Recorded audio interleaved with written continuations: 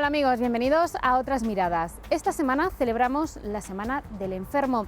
Por eso nuestra primera parada de hoy nos trae hasta aquí, hasta el Hospital Provincial de Toledo. Aquí vamos a visitar la unidad de cuidados paliativos.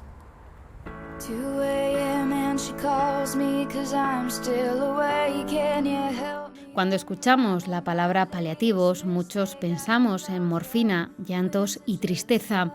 Esa sensación desaparece al conocer al equipo de profesionales que trabaja en el Hospital Provincial. La doctora Inmaculada Raja lidera la unidad de paliativos de adultos, un grupo de personas que ante todo están pendientes no solo de que sus pacientes no sufran ningún dolor, sino de acompañarles y dignificar sus últimos momentos. Aquí nunca falta el cariño, porque un abrazo vale más que cualquier medicina. Los cuidados paliativos consisten en la atención integral del paciente y de la familia cuando el paciente se encuentra en una situación de enfermedad avanzada, incurable y progresiva, sin ninguna posibilidad de respuesta al tratamiento activo, digamos, contra esa enfermedad. Digamos que es importante, no hay diferencia entre cuidados y tratamientos. Los cuidados abarcan algo mucho más grande, ¿no? Porque lo que nosotros defendemos es que efectivamente se trata de atender al enfermo desde todas las esferas de su vida, no solo desde la esfera médica o sanitaria, sino que incorporamos además la esfera psicológica, la esfera social, la esfera espiritual, de forma que cualquier causa que pueda estar provocando sufrimiento en el paciente o en su familia es lo que intentamos paliar, ¿vale? o abordar para que el enfermo sufra lo menos posible. Y una de las diferencias más importantes también con el resto de las áreas de la medicina, que creo que merece la pena resaltar, es que es la única especialidad en la que no solo nos encargamos del paciente, sino también de cómo está la familia, porque por mucho que hagamos por el paciente, si la familia no está adecuadamente, no va a conseguir que ese final de la vida sea sin sufrimiento, ¿vale? Y viceversa. Aquí en el Complejo Hospitalario de Toledo, ¿quiénes conformáis este equipo de paliativos? La unidad de paliativos del complejo hospitalario está constituida por 2 equipos domiciliarios con los que atendemos todo nuestro área sanitaria, todos los pacientes en situación paliativa de nuestro área sanitaria, y luego tenemos una unidad de hospitalización que tiene las camas físicamente están en el Hospital Provincial, pero una parte del equipo está también en el Hospital Virgen de la Salud atendiendo todas las interconsultas o el resto de pacientes que no tienen cama en el Hospital Provincial. Porque no todos los pacientes requieren ser ingresados. No, en principio el abordaje del paciente se hace en domicilio. Si por las cuestiones que sea el control de síntomas no se puede hacer adecuadamente en el domicilio o la familia claudica para poder cuidar al enfermo adecuadamente en el domicilio, esas serían las causas por las que el enfermo debe ingresar en la unidad de hospitalización. Has hablado de las familias, ¿cómo tratáis con las familias? Fundamentalmente reconociendo el papel tan importantísimo que tienen en este momento de los cuidados, dándoles herramientas para poder hacerlo un poco mejor. La mayor parte de nosotros tenemos muchas herramientas dentro que no somos conscientes de que las estamos utilizando. Entonces, lo que hace el equipo de cuidados paliativos es reforzar esas herramientas para que la familia en todo momento sepa qué cuidados tiene que llevar a cabo con el enfermo, no solo desde el punto de vista físico, cómo pueden ayudarle en una cura o en una determinada posición, sino también cómo abordar aspectos emocionales cuando el paciente dice, pues me encuentro mal, esto no va bien, no queda mucho tiempo, cómo responder a esas preguntas desde la parte de la familia o dándoles apoyo emocional a ellos mismos, porque son momentos muy duros en los que hay que reforzarles emocionalmente. Pues de todo eso se encarga un poquito la unidad de paliativos. Es verdad que a lo mejor en algún momento las familias tratan de dar ánimos al paciente, eso puede interferir un poco en realmente lo que es el cuidado paliativo, que es el final de la vida. Yo creo que dar ánimos siempre es importante. El problema es que por el sentimiento de amor que tenemos hacia la otra persona, el reconocer que le puede quedar poco tiempo, creemos que puede ser dañino. Entonces, lo que es muy importante es identificar en qué fase está el paciente, qué conocimiento tiene del estado de enfermedad que tiene y desde ahí aportarle todo lo que podamos. La mayor parte de los pacientes, por suerte o por desgracia, por el propio deterioro físico que sufren, se dan cuenta de que están llegando al final. Unos más y otros menos, en el concepto de tiempo me refiero. Lo importante es que nos acerquemos a ellos siempre desde el saber reconocer en qué momento estamos, no negarles nunca que las cosas están mal, porque ellos son los primeros que lo saben, ¿vale? Y mantener una esperanza que sea cierta. Nunca debemos de darle falsas esperanzas, porque el enfermo empieza a darse cuenta de que no va a mejorar, de que no se va a ir del hospital, de que las cosas no van bien, y entonces ahí en ese momento es cuando puede perder la confianza tanto en el equipo terapéutico como en su familia, si la familia le está negando. Entonces nosotros les decimos o les enseñamos a centrarse en el día a día, en conseguir el control de los síntomas del paciente en el día a día, y desde ahí no pensar en un futuro lejano, sino en el presente que tenemos, que es lo importante. Se tiene una visión normalmente desde fuera de que a lo mejor cuidados paliativos es un sitio muy triste, un sitio donde, pues hombre, se cierre un poco el sufrimiento. Desmitifícanos esta visión. A ver, yo creo que puedo desmitificarosla en cierta parte. El final de la vida de una persona es triste, ¿vale? Y no podemos adornarlo. Si lo que alguien espera es que le quitemos toda esa tristeza, todo ese sufrimiento, eso no es así, pero porque es la vida, es el final de la vida de una persona, se merece el mayor respeto, la mayor admiración y la mayor capacidad de vivirla hasta el último momento. Entonces, desde ese punto de vista, cuando uno, tanto el enfermo como la familia, es capaz de aceptar que nos queda un tiempo limitado y que lo que tenemos que hacer es vivir al 100% todo ese tiempo desde nuestras creencias y nuestros valores, desde ese momento en que conseguimos trabajar la aceptación, parte del sufrimiento cede, ¿vale? Porque el sufrimiento no viene más que de luchar contra la no aceptación. Eso es lo que nos genera el sufrimiento. Cuando nosotros aceptamos, entramos en un ámbito de paz, de tranquilidad y de serenidad. Y desde ahí es como se puede ver mejor la muerte, venir de cerca, ¿vale? Pero sigue siendo triste, evidentemente, para todos los que están ahí. Eso no podemos evitarlo. El sentimiento de abandono es uno de los mayores temores que nos acechan cuando llegamos al final de nuestra vida, preocupados por la situación que dejaremos atrás, nuestras familias, aquellos a los que más queremos. La presencia de la familia es imprescindible. No es una tarea fácil, pero aprenden a dar su espacio al paciente, ayudarle a expresar sus emociones y sus miedos. Toñi perdió a su marido hace 4 años. No tiene palabras suficientes para agradecer todo lo que han hecho por ellos, incluso a día de hoy.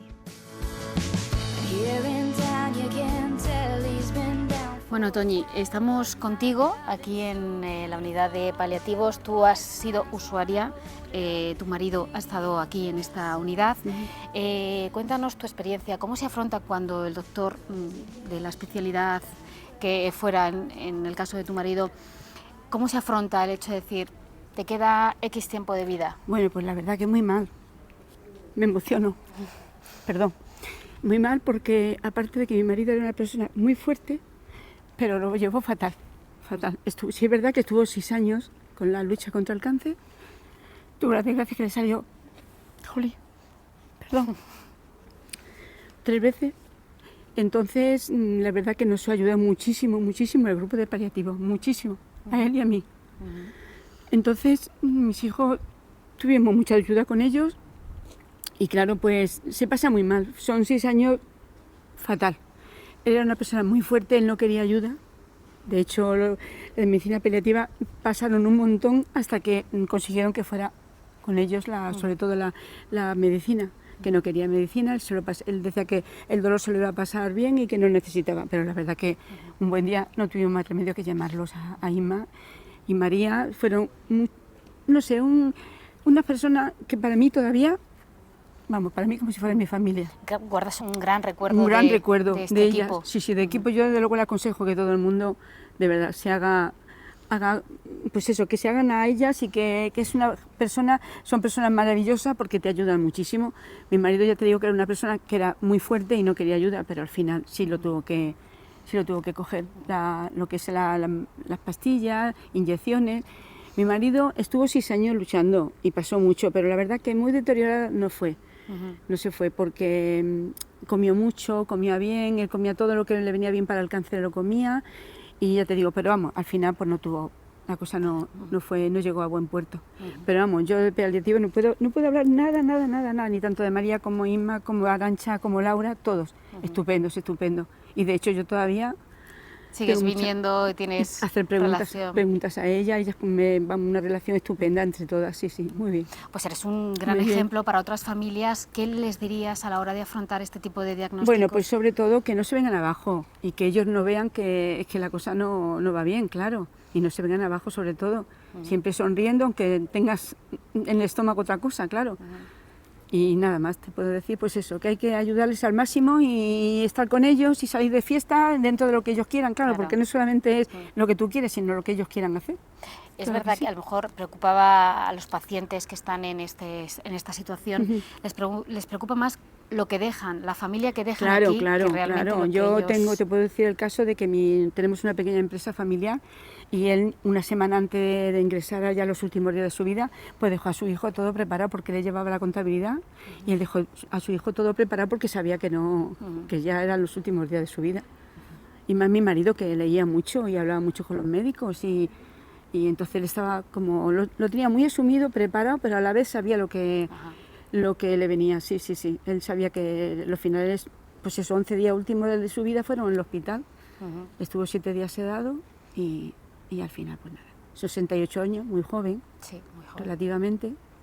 Y nada, pues eso es lo que te puedo contar. Pero vamos, yo de paliativo a todo el mundo le digo que de verdad que no se dejen de influenciar por otras personas y que vayan al equipo de paliativo, porque son estupendos, muy agradables, gente, no solamente con los enfermos, sino con los familiares, porque luego te quedas rota, claro que sí.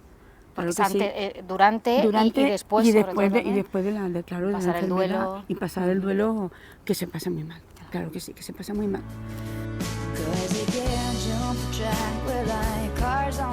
La muerte prematura en la infancia o la adolescencia sigue siendo una realidad a pesar de los avances en la medicina. Supone un gran impacto, devastador y perdurable en la sociedad y en las familias. Es imprescindible proporcionar a los niños con enfermedades limitantes los mejores cuidados para poder aceptar, asumir y vivir la muerte de la forma más humana y digna posible. El Hospital Virgen de la Salud cuenta con una unidad de cuidados paliativos pediátricos muy reciente. 3 pediatras, Beatriz Huidobro, María Herrera y Paula Santos, son pioneras en la atención a los niños y a sus familias. Y lo hacen siempre con una sonrisa. Los cuidados paliativos pediátricos es una especialidad que precisamente hace un apoyo multidisciplinar a los pacientes. Entonces, cuando tratamos un niño oncológico, un niño neurológico o un niño de digestivo, pues siempre pedimos opinión y colaboración a los especialistas de esa enfermedad. Los cuidados paliativos de adultos, como habréis visto, son cuidados paliativos a pacientes oncológicos fundamentalmente y en los últimos 6 meses de vida. Los cuidados paliativos pediátricos son cuidados paliativos que se ofrecen a los pacientes subsidiarios de cuidados paliativos pediátricos, que son niños que tienen enfermedades limitantes. Y esas enfermedades limitantes no son solo enfermedades oncológicas, sino también neurológicas, metabólicas, cromosomopatías, malformaciones. El abanico de posibilidades es mucho más amplio. Desde el punto de vista vuestro a la hora de trabajar, pues esa sensibilidad, imagino que sufriréis algo más que otros médicos. Se tratan pues prácticamente desde el diagnóstico, desde que se objetiva una enfermedad en el niño que le va a limitar su calidad de vida y su pronóstico de vida, pues ya debe entrar en juego nuestra labor, ¿vale? Y bueno, pues evidentemente a nivel emocional es impactante, pero también es muy gratificante. También es verdad que la muerte de un niño es algo devastador, es algo que nos llama mucho la atención porque no es lo mismo que un adulto, obviamente, que ya ha pasado su vida. Esto también lo tenéis que tratar con las familias. Imagino que, claro, las madres, los padres sufren mucho. ¿Cómo trabajáis también con ellos? Pues yo creo que uno de los recursos fundamentales es la comunicación, es el establecer una relación de confianza con la familia para que también ellos abran un poco sus dudas y sus miedos y nos los comenten. como no somos profesionales de psicología, pues contamos con los psicólogos, con el equipo psicosocial de Afanion, por ejemplo, cuando tratamos niños oncológicos, y en el resto de niños pues buscamos personal que nos dé apoyo en ese sentido. Y volviendo a vosotras, porque tratáis los familiares, pues sufren una pérdida, pero vosotras sufrís muchas pérdidas. ¿Cómo sobrelleváis esto? Me imagino que será duro también. Bueno, yo creo que a mí personalmente el saber que he podido ayudar y acompañar a una familia en la etapa final de la vida de su hijo, pues es gratificante, y eso digamos que me da un feedback positivo, aunque es verdad que se sufre y que bueno, pues que empatizas con ellos y les acompañas en un momento muy difícil de su vida. Ya los niños, hablando de ellos en especial, son pues muy inocentes, a lo mejor no tienen la misma visión de la muerte que tenemos los adultos, a lo mejor lo viven con más naturalidad, el saber que, porque imagino que ellos también son conscientes por una parte de que, bueno, que llegan al final de su corta vida. ¿Cómo lo viven ellos? Pues depende, cada niño lo vive de una manera diferente. Lo que nosotros tenemos que hacer es estar muy atentos a las preguntas que ellos hacen. Lo habitual es que haya una conspiración del silencio y que se le aísle al niño de lo que está sucediendo y no se le informe. Lo que intentamos hacer es convencer a los padres de que es bueno que el niño tenga información y que la información se adecue en función de su desarrollo y de su nivel cognitivo. Para que así el niño también pueda expresar sus dudas y sus miedos. Si les mentimos y les apartamos del proceso, ellos no se sienten cómodos para expresar sus miedos y sus preguntas. Entonces ahí tenemos que estar pendientes de qué preguntas hacen y de convencer a los padres de que contesten esas preguntas con nuestra ayuda o con la ayuda del personal especializado. Claro, porque ahí tenéis límites, porque al ser menores los padres son los que toman todas las decisiones éticas, clínicas, de todo tipo. Tenéis que tener mucha mano izquierda, imagino. Sí, por eso es muy importante la comunicación y el establecer una relación de confianza en el que, bueno, las decisiones las tomamos en conjunto y aquí nadie impone nada, sino que bueno, creemos o exponemos a los padres que creemos que es lo mejor para el niño y a partir de ahí vamos trabajando en la toma de decisiones. ¿Cuántos niños tenéis normalmente aquí en la planta? En la unidad. A nuestro cargo como comunidad, muy poquitos. Lo que nosotras no tenemos, así como cuidados paliativos de adultos funciona con una unidad de atención domiciliaria, nosotros todavía no tenemos esa unidad de atención domiciliaria y cuando la hemos hecho un poco a nivel personal. A nivel personal, exactamente. Lo que hacemos es ver los niños en una consulta, ¿vale? Estos niños con esas patologías especiales de las que te hablaba, los vemos aquí en la consulta y luego hacemos también una atención telefónica. Intentamos que los niños ingresen lo menos posible, porque para ellos es un sufrimiento. El primer derecho del niño hospitalizado es a no estar hospitalizado. Entonces procuramos solucionar los problemas o las complicaciones que surgen de una forma rápida sin que tengan que estar hospitalizados.